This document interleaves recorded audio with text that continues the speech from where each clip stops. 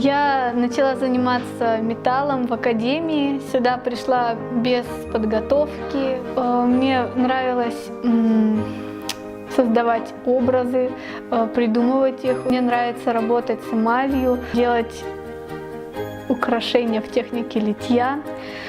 Они являются достаточно сложными в изготовлении и занимают от недели до, бывает, 1,5 месяца даже.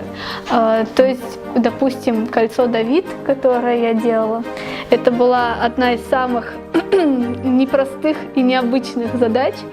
Работала над этим кольцом где-то 2 месяца.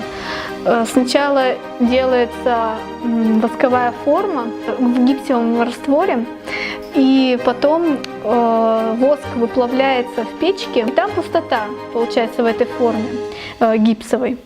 И потом в эту пустоту заливается раскаленный металл, как мы сейчас видели. Эту кузню построили студенты Академии Штиглица. Все мастерские кафедры металла сделали сами студенты примерно в 80-х годах. Когда нагревается пика, она нагревается примерно до 1000 градусов, она медленно остывает.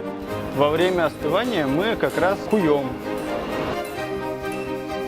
При торсировке используются кузнечные тиски. Это бывают тиски слесарные, бывают тиски кузнечные.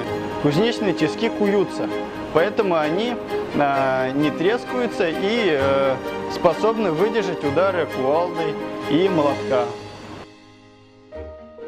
В древности, когда люди ковали молотки, мечи, ножи, у них была обычная сталь, и чтобы эту сталь на углеродить, они добавляли волосы, кости или кровь своих предков или своих тотемных животных, и еще выбивалось свое имя.